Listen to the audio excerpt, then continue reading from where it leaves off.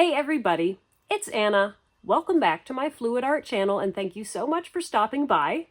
I'm going to be doing some vase pours today, except I'm not actually pouring on vases, I'm pouring on these little jars, these sort of canister kitchen jars, which I found these at the dollar store and I thought, hey, that would be really cool because it's very much like a vase pour, but they have these lids that screw off.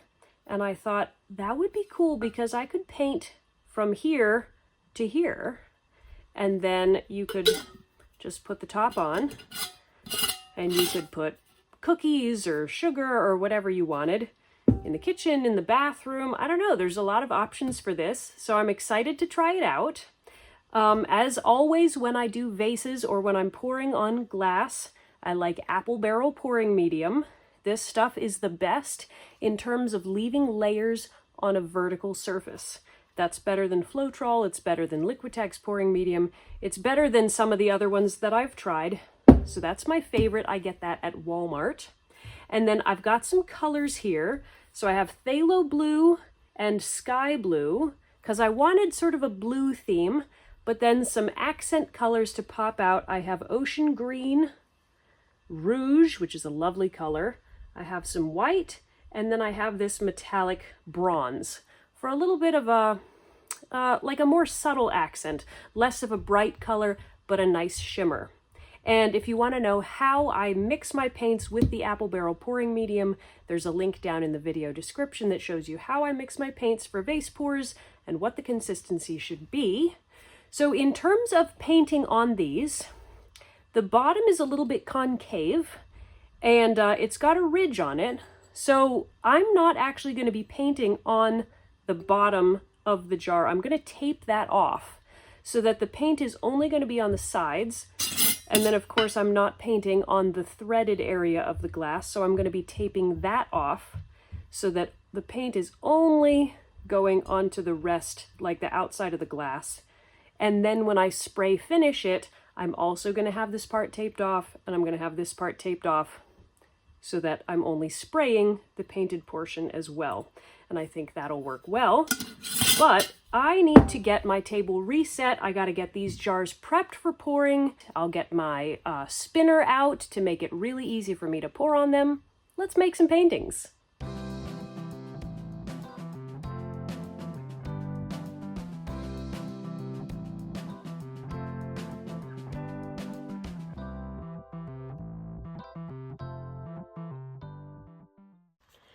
Okay, so this is my jar, my prepped jar. It looks kind of silly. So I taped around the top of the jar, the mouth, and then on the bottom, because it was kind of concave, I put this cup here to help the paint flow down and avoid that area. And so I have it taped all around the edge here. So this is just an old cup that I had. Waste not, want not. I've got a reused vase cup as well, so I'm just going to put that there. Get it nice and straight. And then I have a little silicone 3-ounce cup, and I'm going to use this to layer my paints in. I like a cup that has a little spout because it makes cleaner lines when you're doing a ring pour. Ring pours are what I always like to do on vases. So that's what I'm going to do. And this is fairly small for 6 colors. So I'm just going to put kind of small layers in here. Some colors I might get 2 layers and others I'll just get 1 of that color. I definitely want the blues to be most prominent. This is quite a thick paint consistency. I hope it pours out fine. Okay, so there's my cup of colors. Looks quite nice and beautiful. All right, so now I'm going to pour it out on top here and just let the colors flow down.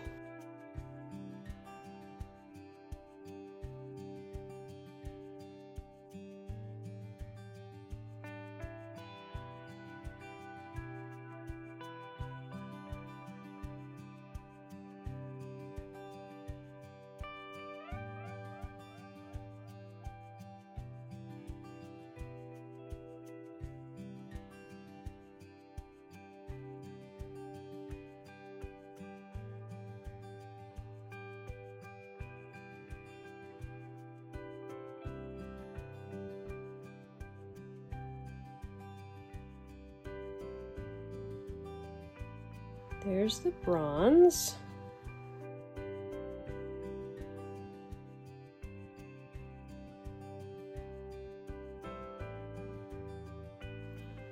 You can see it's pouring out faster on this side.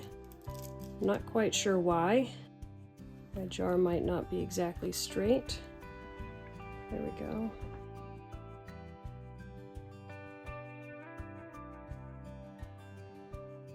Okay, I'll go ahead and stop that. So you can see there are certain areas where it's clumping up because of, you know, where I had a seam of tape. And so it's not flowing as well there.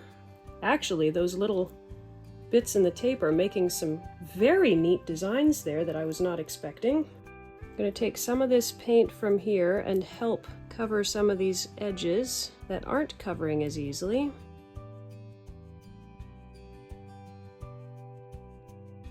Okay, so everything is covered. That is a really interesting design. Obviously this side is very messy. The other side is very cool. Lots of white. There is a lump of paint here that I'm going to try to get out.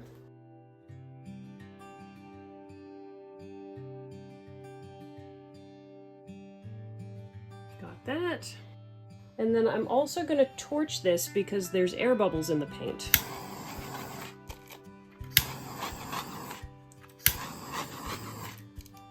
And I want to pop any air bubbles that are slowing down the flow. Okay, it doesn't look like there's too many air bubbles actually. Okay, so we need to pour on this one more time, which I was expecting. I almost always have to do that. So let me layer up my cup one more time, but not all the way to the top. And I have this huge layer of white, which I don't love, so I'm going to have smaller layers of each color. I want them all to be in there, but nothing way too bright.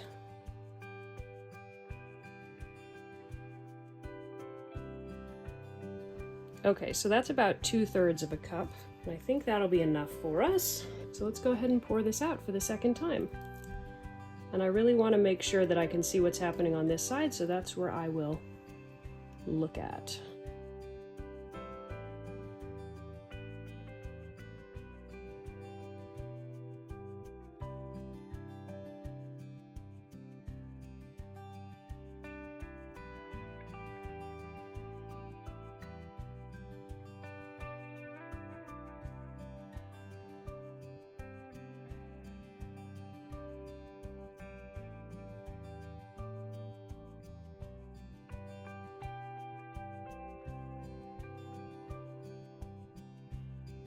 Okay, so we definitely have colorful stripes coming all the way down this time.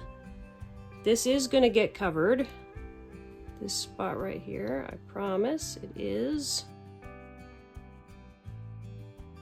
But everywhere else is covering really easily. Wow. Man, that kind of scallop design is really cool.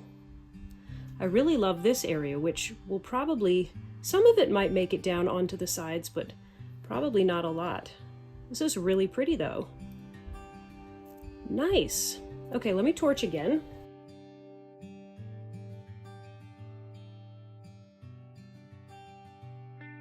So there's not a ton of that rouge in there. There's a little bit in here. Obviously there's this pinkish, which is the rouge mixed with white. So we have some here at the bottom. I'm going to let this continue to drip for another probably 5 minutes, and then I'll move it off and we'll do the next jar.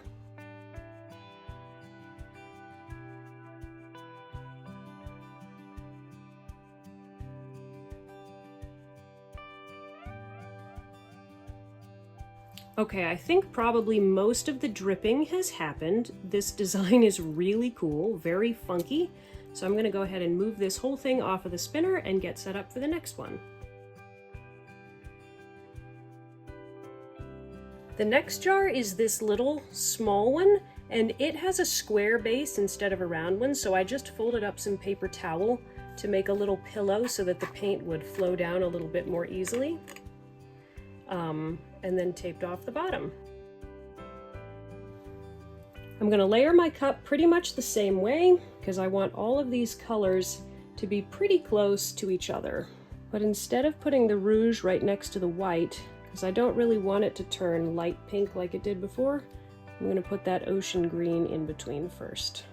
And this is a small enough jar, I might be able to get it poured with just 1 cup full. I might not have to do a second one, so we'll see. Okay, I think that looks good for now.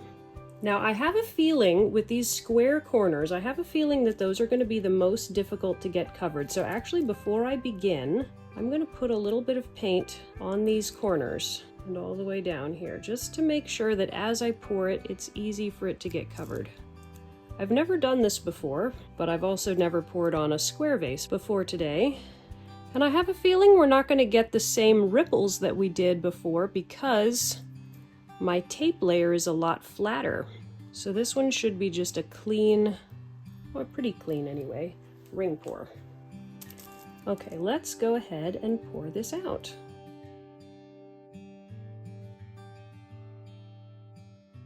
Come on to the corners now. Okay, so it is definitely pouring much more over the sides. I think it's because my little pillow was square. You know, it's directing the paint down the sides. So let me try pouring with a slightly different pattern that goes all the way out to the corners. Yeah, that's interesting. Obviously we get much better coverage. It's not as neat of a pour. We're still getting the wiggly lines. I don't think this is going to be enough paint to travel all the way down, so I do think I need a little bit more in one more layer. You live and you learn. Let me torch this really quick first.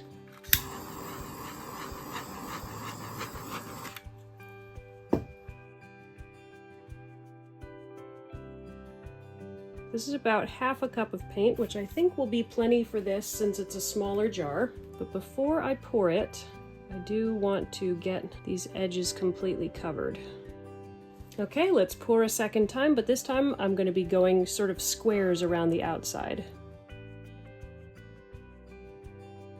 It's all flowing down here and it's not flowing down the corners. Come on, guys. This side's almost totally covered. And this may continue to drip, but it is not giving me great confidence. Also, I don't much like this design. I'd much rather have tight layers than these huge ones. So I have plenty of paint. I'm going to pour it one more time.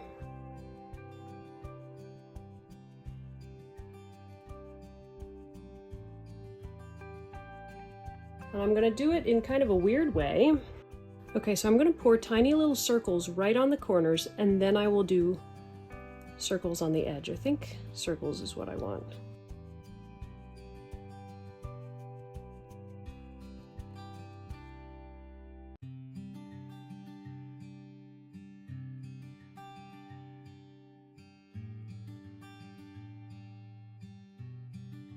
Okay, so all the edges are going to be this turquoise color apparently. But we got lots of paint flowing down. All right, now I'm going to pour rings.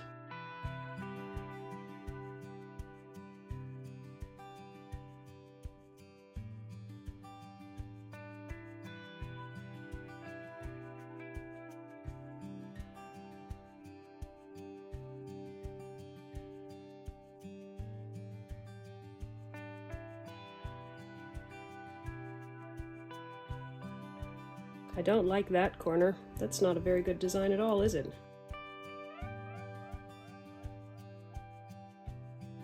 That one's pretty. This one's bad.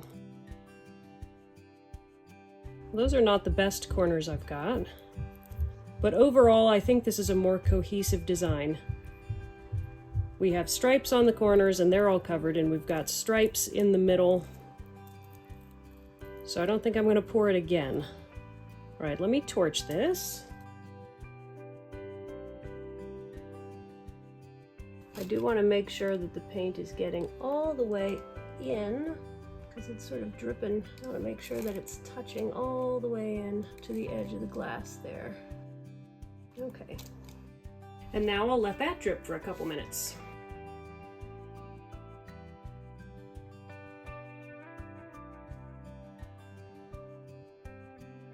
Okay, so this vase is not perfect. There's some of these sort of wiggly areas on the corners that I'm not wild about, but overall it looks pretty cool. And it's pretty much finished dripping, so I'm gonna go ahead and take that off. Okay, time for the last jar, and this is another one of the larger ones that has the round bottom, so I'm happy about that because the paint spreads more easily on this size. So I just want to make sure that all these tape edges are tucked in nice and tight. Even though I kind of like the little ripple effects that they make, I don't want it to be really distracting.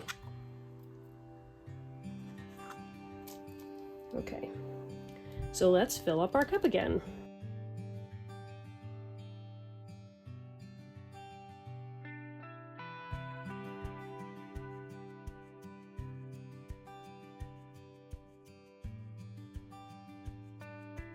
Okay, let's pour the paint on this last container. Wow, lots of white here. Big layer of white. I'm pouring kind of fast because I want lots of momentum of the paint as it flows down. Hey, that's a nice even covering. That's great. So I'll go ahead and stop for a second. Work on getting some of these edges covering. More beautiful ripple design, I like that. We got a lot of light blue up here, which is not actually on the vase yet, but I think by the time the ripples flow down, it would be on the vase. I don't love that giant blue layer. We got a giant green layer here. So I do think I want to pour it one more time.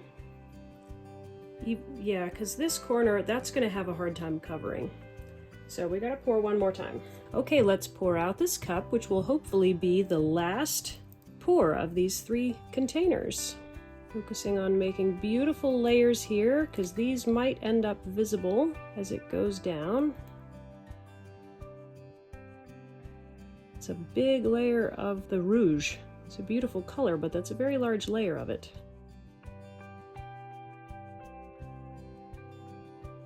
Okay, there's all my paint. I actually really love the layers that are here up on that cup at the top. Those are not going to be on the vase. Some of them might make it to the bottom. All right, this we need to get it all the way over the corner. Oh, I do love that. Look at all those wiggles. All right, we have another lump in the paint. Can you see it there? Well, that did leave a mark because it didn't want to lift out easily. We'll just let that go. Man, this is really pretty.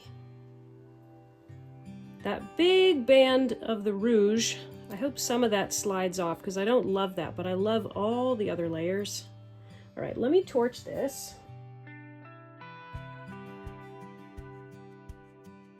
Let's go ahead and let that continue to drip for about 3 to 5 more minutes, and then we'll be done.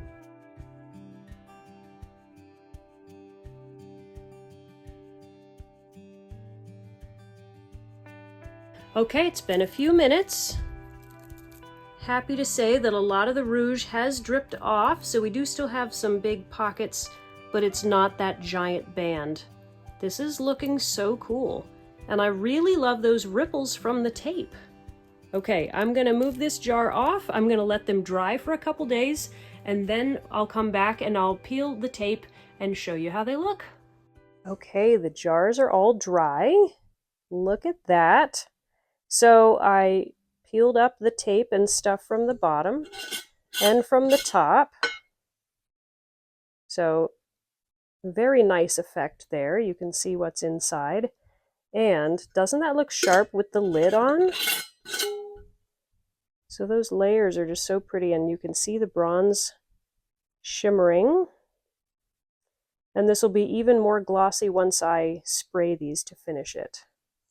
And then this was the second one, the little square one. Man, this one gave me so much trouble, but I do really like how it turned out. And this one has sort of a rose gold or copper top, which matches really nicely with the bronze in there. Doesn't that look sharp down there on the bottom?